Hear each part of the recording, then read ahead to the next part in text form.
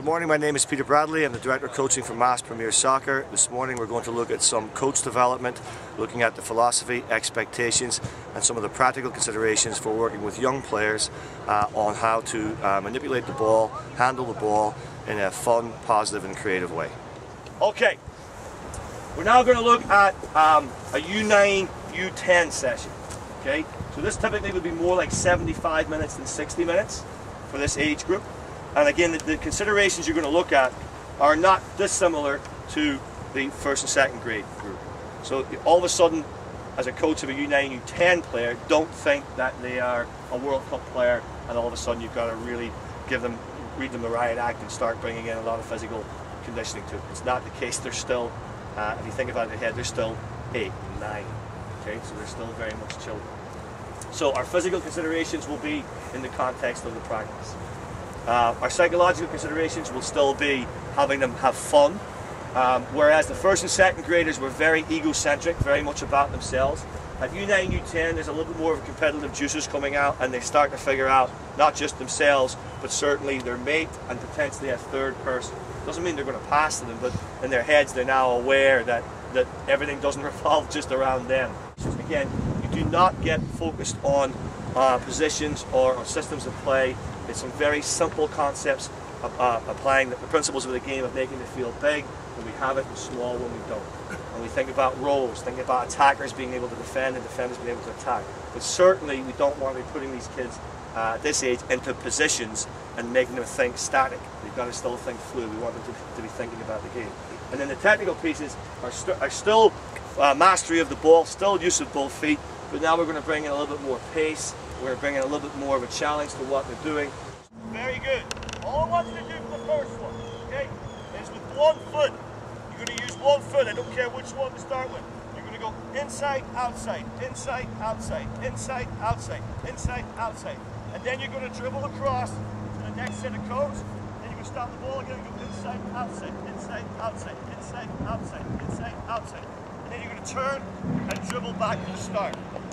Okay, so one foot. I want you to move the ball to one side, and you're going to move two, and then the other side. So it's big toe, little toe, big toe, little toe. Okay? I want to see you drop your center of gravity a little bit. You understand? So the first line here. Alright, this is where you start to dribble across. The second line here is where you start to show me your moves again. Nice quick feet. Go. Next person goes as soon as we get to the first line. Go. So as the first line shot, next person go. Inside. And dribble back down the side. Good. Very good. When you come back, wait. Outstanding. I feel right now. Now again, depending on the group and the quality of the group, thinking about technical progressions, you could start this at a walk, take it on to a jog, and then you can challenge them to go faster. And that's where you have to figure out what you're working with. So you want them to be successful. You want them to achieve a measure of success. And these are going to become a little bit more challenging. So this time we're going to use both feet. This time you're going to cut it with one foot and take it away with the other. So now you're going to move the ball from side to side, and you're going to move from side to side with the ball. Okay?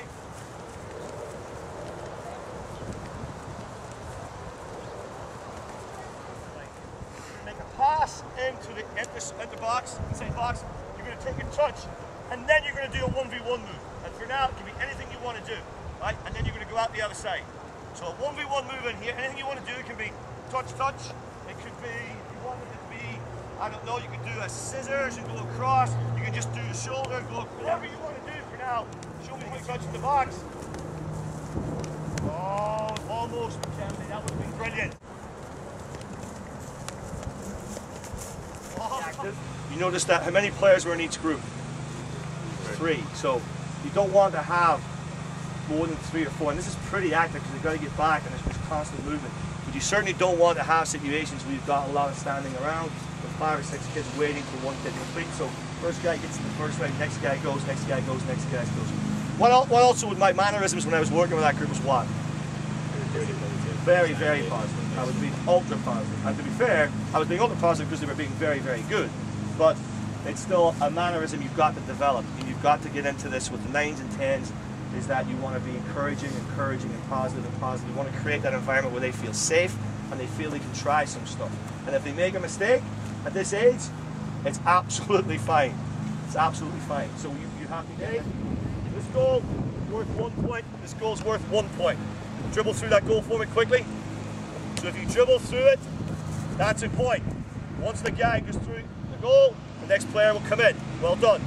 If you get through that goal, it's worth 2 points. Okay? 2 points. So 1 point for this one, 1 point for this one. If you get through this one, it's 2. Okay? When I clap my hands, he's going to go, and the first defender will come in and try and stop him going through the goal. Okay? You can score a point if you win the ball by passing it back to the next guy who's waiting. And I think that's important sometimes, even with this age range, is to get defenders into the habit of not just doing what? Kicking it away. As soon as they win it, can they then become the attacker, and can they penetrate with a pass and keep possession of the ball? Oh! Here we go, here we go, here we go! Score! Goal!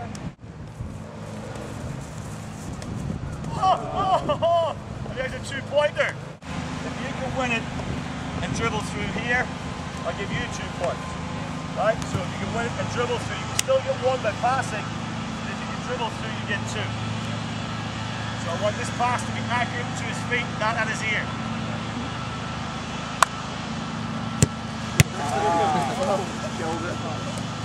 What animation? What? Right. This would be, again, what does this game make them have to do? It makes them have to think. Right? There's a lot of different solutions to this game, and you're not necessarily giving them all the answers. You're just giving them a platform in which they can go and try different things. Some will be much more creative. Some will have a lot more pace.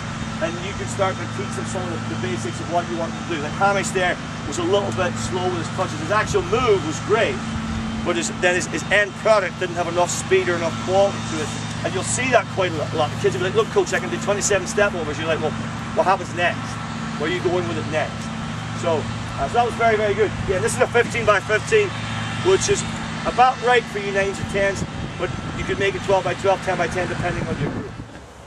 Okay, now, 40 by 30, you can do this with 4v4, 5v5, 6v6. This is our game-related piece at the end.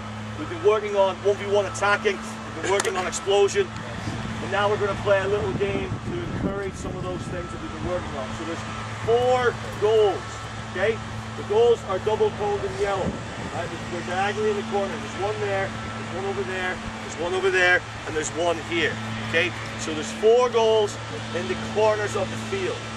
When you're doing these types of games, changing fields and changing things like this makes the player have to think, and it's a good thing. All right, oranges.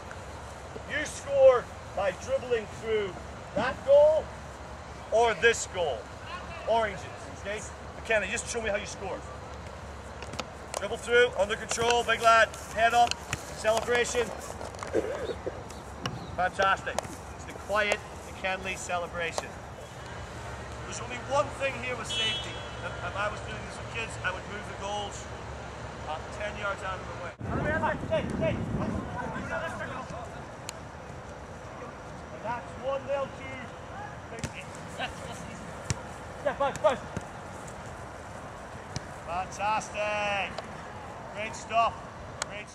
Hopefully that's given you some good insight into trying to create positive environments for young players. Well done.